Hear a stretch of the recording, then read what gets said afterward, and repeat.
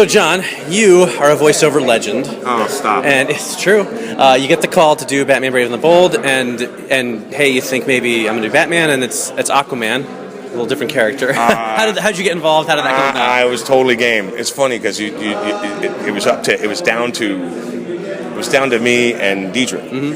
And they picked Diedrich, and I was like, well, that's cool. That's totally cool. Diedrich's great. Good friend of mine. He's all right. I'm psyched. And it was like, you didn't get Batman, but we want you to play Aquaman. I was just like, oh, man, really? No. It's fun. Awesome, I was really excited, and it was a blast to play. It was just so broad and so, just so much fun. Right. And to get to, shed light on a really great character that, that normally doesn't get a lot of respect. Right.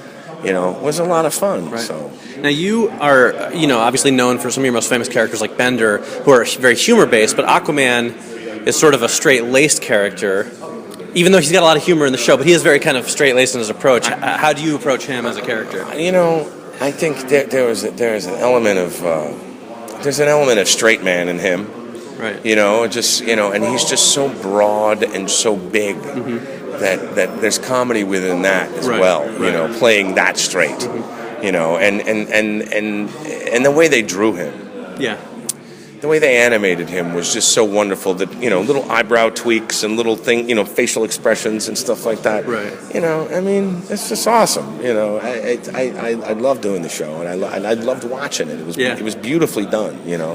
That's great. When you create a character like Aquaman, for example, how much of that is you coming up with a voice on your own? How much of that is Andrea's input kind of guiding you to this? Because you could play Aquaman a lot of different ways. So how did you sort of come up with that? Right. Well, it's funny because with Aquaman, I was allowed to be as broad and as big as possible. So getting to fill the air up in that balloon was it was a lot of fun, and anything kind of went as long as it was just like, okay, let's just let it ride and see what happens, Right. That was pretty much it, It's just getting to blow a lot of smoke up my own, hoo-ha, if you will. That works.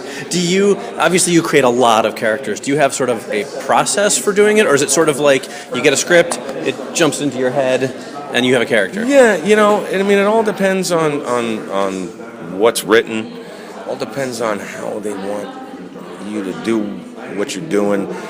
It depends on what you bring to the table. If they like what you bring to the table, but they want you to change a little bit. There's a lot of push and pull. There's a lot of compromise. With Aquaman, I think I kind of nailed it straight away. Right. They just were like, no, that's it. That's it. Great. So yeah. Awesome. Well, thank you so much for taking the time to talk to me. Thank you.